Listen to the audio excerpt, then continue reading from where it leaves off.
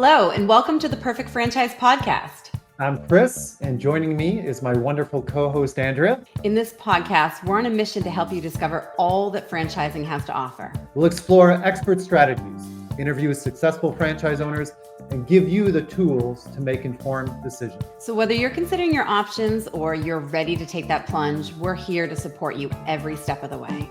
So let's jump into today's episode. Hi, welcome back. Today, Andrea and I are really excited to have our guest, Walter Tribolet, who is the CEO of Native Ceuticals. Walter, welcome to the podcast. Nice to be here. Thank you so much.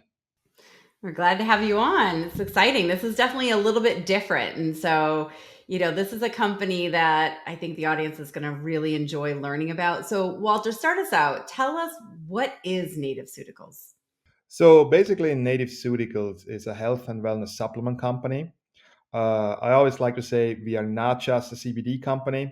Calling us a CBD company is like calling Amazon a book company. You're not wrong, but you're definitely not right either. So yes, we use CBD as an ingredient along with many other ingredients, from ashwagandha, turmeric, ginkgo biloba. It's all about focusing on three main areas: pain, anxiety, and sleep problems. That's what we are all about. We are also a seed to shelf company. I'm sure you heard about farm to table in restaurants. Same concept. We do everything ourselves. We have this whole supply chain. We have chain of custody. We do in-house testing. We also do third-party external testing. So we're really all about making people feel better. So hit on, I feel like a lot of people hear CBD and they don't really understand it. They think that there's something else. I'm a pharmacist, I know it. But I want to kind of hear from you. How do you typically tell people what the difference is here and what are they thinking about when they think about this product? Yeah, so the first question we always get is it legal, right? That's the main one. Yeah. And based on the Farm Bill in 2018, it is legal in all 50 states. There are two exceptions, which still it's legal. It's Idaho and Alaska. Idaho, Alaska is only allowed what we call multispectrum, which basically is no THC. Usually up to 0.3% THC is legal nationwide. These two states are different. Now, we are in the health and wellness space. Whenever you read about regulations coming in or problems with CBD, what they're actually talking about is what is called Delta 8, Delta 10, THCV, THCA. In short, anything that gets you high. Now, when the CBD became legal, some very smart people figured out a way how to create certain products that have a psychoactive effect, aka make you high, like Delta 8, Delta 10, and those have a lot of regulations. That's not us. So I always tell people, if you want to get high, go to another company. We don't get you high, we just get you by. It's a very different concept. We're firmly in the health and wellness space. And CBD actually works. Well, first of all, anybody who has ever been to college knows that THC works, But also, back in the 90s, they found the endocannabinoid system. It's a system of receptors in our bodies. I think it was Harvard Medical School found it. And those receptors only react to cannabis. Now, the thing is hemp, right? The problem is we all deplete it because nobody's been taking it because it's been illegal. So that's why CBD actually works. Got it. That helps. So we'll come back to that because I have more questions on it, but I want to make sure our listeners understand what's the origin story here? How did Native Ceuticals start? How long have you been around? How did it grow? How did you start expanding? Talk to me about that. Absolutely. So basically, when the Farm Bill was signed in 2018, it became pretty clear that a lot of people, it was a free for all because people from the illegal side saw opportunity and people from the smoke business saw opportunity. Now, for us, we always known about the health benefits that CBD has, and we wanted to be in the health and wellness space. So we got founded in May 2019 with the clear goal of, being in the health and wellness space.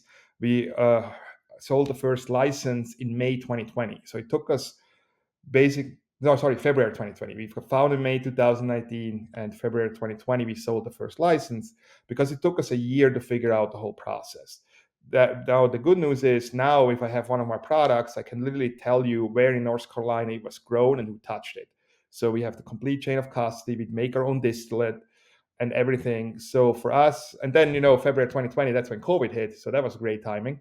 but we were actually growing. So it was actually our partners were able to be kept open even during COVID because it's vitamin shop, health and wellness.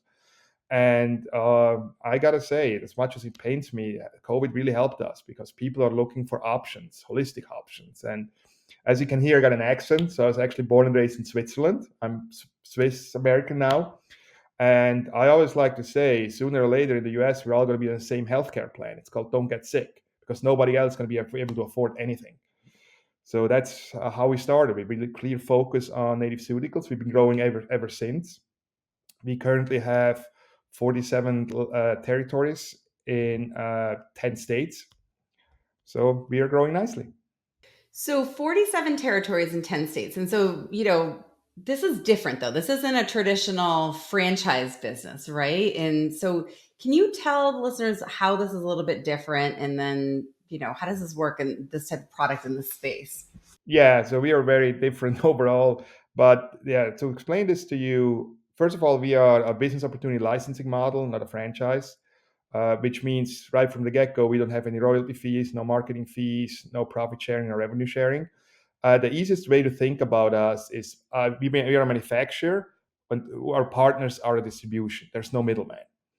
And the way we do it is so unique. Right now, the way we do it is we have territory. So we sell territory. Territory is based by zip codes. Now, one territory is roughly 400,000 people. And since we assign zip codes, means we assign as many zip codes in that exclusive territory until we hit that number. In New York, there might be 5. In Kentucky, might be 45. So that's one territory.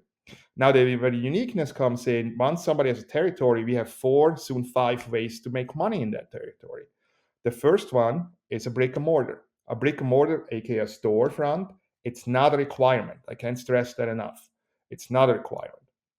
So, but if people would like to open a brick and mortar, we do anything from a kiosk in a mall or a ball at the yoga studio, all the way up to 1,500 square feet, which is our holistic pharmacy model. So that's number one. Number two is vending shows, events like farmers markets, pumpkin patches, Christmas markets, dog pet expos, whatever you can think of, where you can put up tablecloths on the table. Now, it's important for me to mention is our partners, most of them have a job. They want to scale us on the side. So they don't do these shows themselves. Some of them do because they like it. Some of them, they just hire somebody. We help them hire them, we help them find them. Or it's a neighborhood kid who's 18 years old and wants to help, make some money on a Saturday. So that's the second option. Then we have e-commerce. Because we geofence by zip codes, and those zip codes are assigned, that means we actually know when somebody buys. So let's say somebody goes online, puts in an order, and at checkout there's a zip code. If that zip code belongs to one of our partners, that sale gets credited to that partner at the full margin. So they don't have to do anything. Our products get shipped directly to the customer, but they get credit. In addition, all our partners get a hyperlink, like a URL, let's say nativeceuticals.com-store51. If they use that hyperlink and send it to friends, family outside of their territory, and they order to that link, that also gets credited back to them. So basically, all our partners have their own online store as well. Now, the fourth option is B2B. We are very strong in B2B. B2B, we also include private and white label. For people that don't know what that is, we allow other people's logos on our product. So real life examples, we have animal hospitals, chiropractors, massage salons that actually sell our products, but they put their own label on it. So our partners find those deals, let's say $1,000 a month. They put in the order, we take our products, put their label on, send it to them directly. They sell it. A partner gets credit for it. Check at the end of the month. Everybody's happy. So those are the 4 existing ways. There's soon going to be a fifth one we're very proud of. We just got recently granted a patent. It took us 4 years, but we got granted a patent.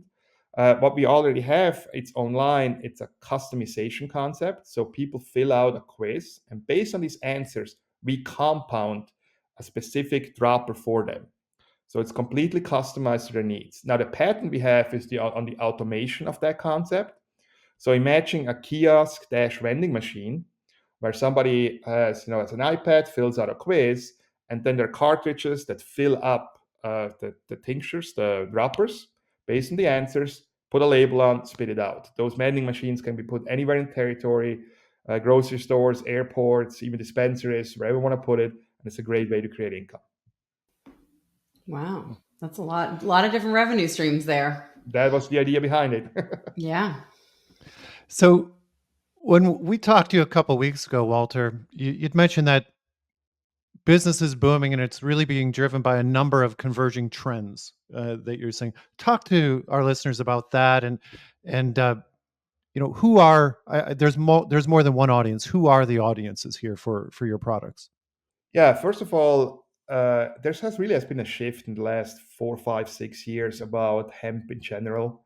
People are much more open to using it. Even CBD, there was I saw an article in Forbes that mentioned about 60% of American of the people polled have tried CBD. CBD, about 80% are not opposed to it. That's a complete shift back years ago, mainly because it works. It flat out works. So for us, the good news, because we're health and wellness, we have something for everybody. We also have a skincare line, for example. We have a whole pet line. Our customers range from the 20-year-old athlete or student who likes a focus pill, is high on CBG. CBG is a minor cannabinoid that helps with studying. We have people that went off Adderall through those products. Students, we have older gentlemen with arthritis that love our pain salve. And we have a lot of people with anxiety. We also have a lot of products with sleep help. We have a great sleep gummy, has CBN, it's a sedative, with resveratrol. Resveratrol is found in grapes. It's good for your heart. So I have friends that are ex-Marines that take those for sleep every night.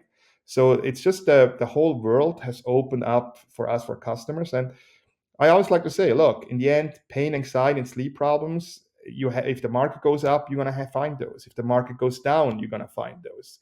It's very recession proof, and people are looking for options because pharmaceuticals have a lot of side effects. Our products are fully natural; they do not have side effects. So we are really doing well and a very wide customer base overall. Yeah, I like any business that attaches itself, let's say, to the aging population, right? Just that one exploding audience is enough to keep you busy from a business perspective. But for you, it's even more than that. Sure, as we get older, I know for myself, I'll need more of your products for sure.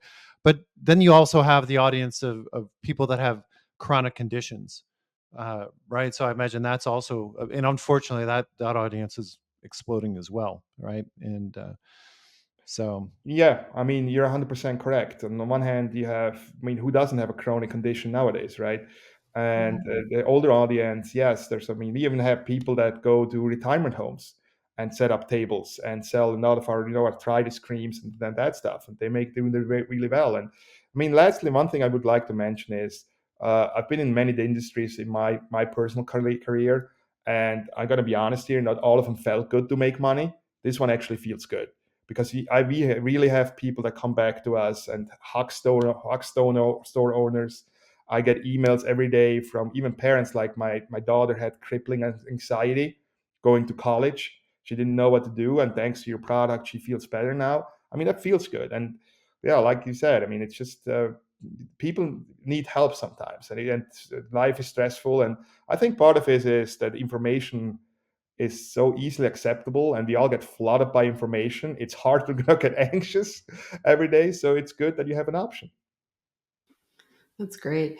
So, Walter, one of the things is you drive through now. Now this is becoming more common space, and I think that's good for your business. But that also means there's a lot of companies out there, sort of with pop-up CBD stores, different things. So, give us a little lens into why is this different than all these other places that are out there.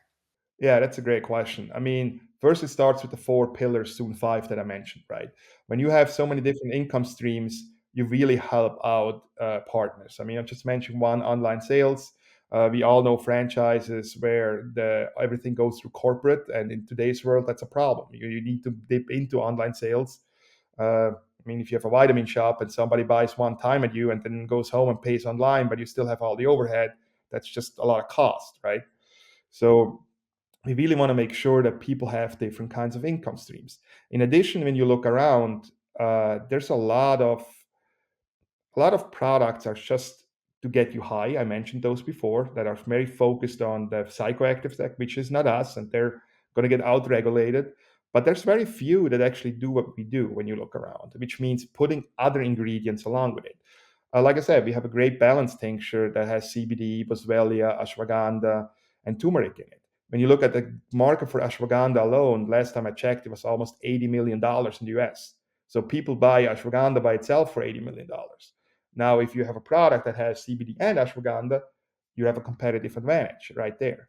So when you look around, I mean, obviously there's always competition, but to find somebody who does exactly what we do, they don't, because either they're not set up as a seed to shelf model, or they're not interested in the health and wellness space yet.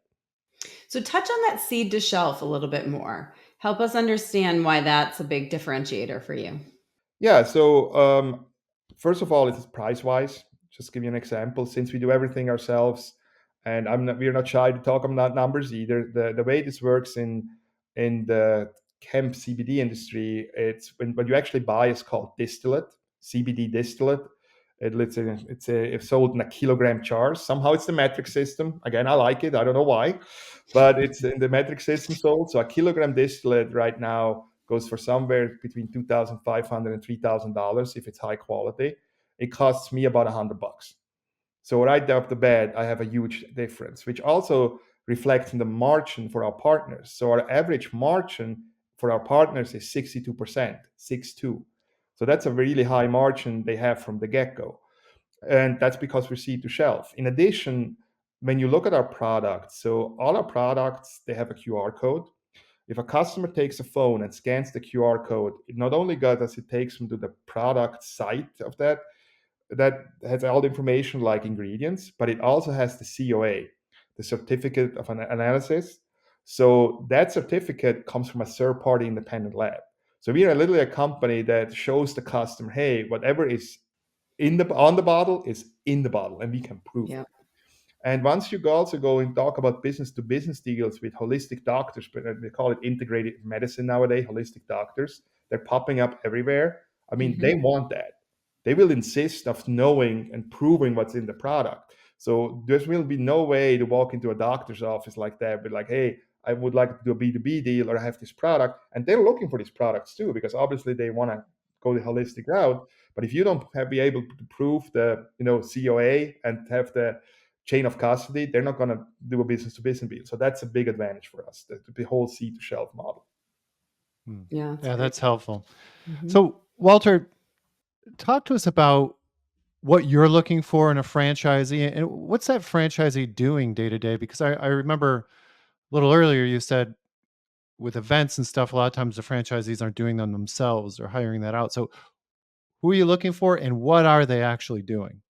Yeah, so the good news with us is, compared to a franchise where you have a box and we're trying to put the candidate in a box, we take the candidate and we build or the partner and build the box around him or her. It's a completely different way. So, for example, I talked about the four pillars. When we talk to our partners, there's time constraints, right? We just signed up a partner in California. He's an engineer, and he said, I got 15 hours, 15 hours a month. That's all I can do. So we created up with a concept that fits his schedule with regards to shows, in regards to say. So he's not going to hit all four pillars, which is not necessary, but we created something that fits him. Now we have another partner that is like, I want to focus on the B2B side. So the partner in Long Island, he just hired somebody to hit up B2B businesses. That's all he focuses on. So we really are making sure that whatever our partner's strengths and weaknesses are, we even have one partner that is an IT. So he created his own website, sells other products as well, and hooks it up to ours. So because he wants to funnel a lot of sales through that. So we can do a lot of things that way, and make sure that whatever the partner can give us in time, that works out. Now, what the partner usually does when we talk about shows, we work with Square right now for merchant processing. So the partner is basically managing people. Even if they're 20-year-olds that work on a Saturday, we train the person, we train as many as they bring, we send the product, the person does the show, and our partner has on tip of their finger on their phone all the sales of the day and sees everything that happens. So it's more of an oversight. So they don't have to be there day by day. They don't have to do these shows. It's more of an oversight, almost management position. Okay, so definitely varies based on the model and based on the person based on the coming person. in. So you don't have sort of one person in mind. It sounds like there's a lot of different people that can do this, and then you're just really working with them to customize their territory, their Yeah, area. yeah, exactly. I mean, it's the one thing I would say what we're looking for is people that have if people are interested in health and wellness, it always helps or see the Yeah. potential behind it. And again, who isn't? I mean, who in our lives doesn't have somebody in their family who's struggling with something and they can improve their lives? Now, the one thing like I said, I mentioned before, if somebody looking for a company that gets people high, that's not us. That's not a candidate we want to do because we're not doing that. We're in the health and wellness space. Great. So, Walter, tell us a little bit kind of off of that same thing. So, you have people and you have all these different ways you're working with them. What about from a marketing aspect? How does that work with this model? What does the brand do? What does the owner do? How do you sort of support them in that? Yeah, so that's a great question. So we have in-house marketing support. For one, we have a person that's on our side and our company that supports them, that walks them through them. For example, people always ask, "How do I find shows?" She helps them finding shows. She helps them finding B2B deals. She helps to find them sign up for things. We also have a portal where we have a lot of marketing material. You can download them. We can create them. So that's all included. Now we even take it a step further. We have an in-house company that we work with, a marketing company. It's external and it costs some money. But for example, we have some partners like, hey, I don't want to deal with social media. I can't or I won't or for whatever reason, I don't want to touch it. So we have an external marketing company that for it's costs a little bit, but they run the whole social media for them. Like I said, we have one guy that like, I want to create a website. Can somebody help me create a website? We have a marketing company that can help you build out your own website. So marketing, you are fully supported, and what's not included there, we have option for you to do or buy. Excellent. Yeah. Andrea, I'm going to let you do the rapid fire questions All because I have one right. more question I want to sneak in before you do Yeah. that. Go for it. Walter, can we get a link? Because I want to buy some products and try it out. Can you send us a Well, I link? can gladly send you some products, yeah, but the link is www.nativeceuticals.com. Just That's it? nativeceuticals.com. That's it. Because Chris Yeah, and I are in definitely gonna. that boat where we could use a little help, right, Chris? Oh, We That's talk about it right. all I the can time. send you some. Honestly, we got really good stuff. And I mean, even from a personal perspective, after my father passed away, they gave me lorazepam to sleep. And the problem with pharmaceutical is the half-life. Half-life loses leaves 48 to 72 hours, and I kind of need to sleep every 24 hours. So the problem there was I start needing more and more, and I went from a half a tablet to about 3 tablets in 6 weeks. So even my wife was like, "This needs to stop." And now ever since then, we got our own CBN. I'm taking the same amount every night, and I sleep through the night because I'm the guy I can't fall asleep. But at 3 a.m., if I get up, I'm not falling asleep anymore. So that's what really helps me. Sleep is Yeah. great. And one of the things that you didn't really talk a lot about, you mentioned it a couple times, is the whole line for pets. Like I have a dog that has Yeah. seizures. Be interested in to check that out. So, Yeah, I mean, honestly, that's a great business for us. And even if we had like people going on a farmer's market and somebody buying products, and a week later calling them up and like, "Hey, I own a dog grooming business. Can I sell your products?" Because Hmm. pets are important. And I mean, there's fireworks. I have a dog myself, and he's got great anxiety. And I can literally tell if when I give him my tincture that drops in his food, and if I don't, I can tell. Like I can see him how he's different. So and then again, people sometimes spend more on the pets than the children, so it's a very good business as well. I know. Once my husband hears this, he's going to sign up for that for our dog with her anxiety. She's got too much poodle in her. Let's say that. A little too much. Well, that's great. Well, Walter, this is awesome. So, Walter, we're gonna do our rapid fire questions, and what we like to do is ask you sort of some general questions, and this is sort of on business ownership, franchising in general, and so it doesn't have to do with Native Ceuticals. And so, tell one thing that you tell somebody who's contemplating becoming a business owner, a franchise owner. What would you tell them? Are you sick and tired of making money for somebody else instead of yourself? Yeah, simple, right? Yeah. Nothing else to add to that. I know. No, it's true. And Yep. we are talking to a candidate right now. She hates her job. And told her, look, the good news, I know you're scared about, losing an income stream. The good news with us is you can scale it on the side. Once you see enough income, you can transition out. If you're afraid to make the jump directly, then do it that way. Yeah. Yeah. More of a semi-absentee Yeah. owner. But hating your job Great. the rest of your life, that's not a good call. Yeah. So another question. So let's fast forward. They're a year into the business. They're now there in that first year. What's sort of the advice you would give to somebody who's new into business ownership in that first year? Yeah, well, the good news with our model is because it's a lot of repeat business, right? So even the online sales, a lot of people opting for subscriptions because, like I said, you need to sleep every week, you have anxiety, you want to get it monthly. So for us, once somebody is a year in, they're not even advice. It's a statement. It's only going to get easier. It's the hardest in the beginning. Once you build out your customer base, once you have everything, it's only going to get easier and become more fun. Yep. No, that's great. That's great. Well, Walter, this has been fun. Definitely a little bit of a different model here. We're talking more of a licensing versus a true franchise. I like that you're in the health and wellness space. It's an area where we have so many clients that are, have issues or have families that have issues, and they're looking for something where they can really venture into that. And I think this is another opportunity there. And I think hitting on the multiple revenue streams that you have, there's lots of different ways to customize it. And I think that's going to appeal to people, especially somebody who's trying to get out of corporate and they're not quite there yet, but they have to figure out that path to sort of semi-absentee. And this is definitely a great option. So thank you so much for coming on today. We appreciate it. If you're thinking about franchising, remember that there's no one size fits all. The perfect franchise is definitely out there for you, though. To explore your options, visit theperfectfranchise.com. Click Let's Talk to schedule time to talk with one of the consultants on the Perfect Franchise team. We look forward to connecting with you on the next episode.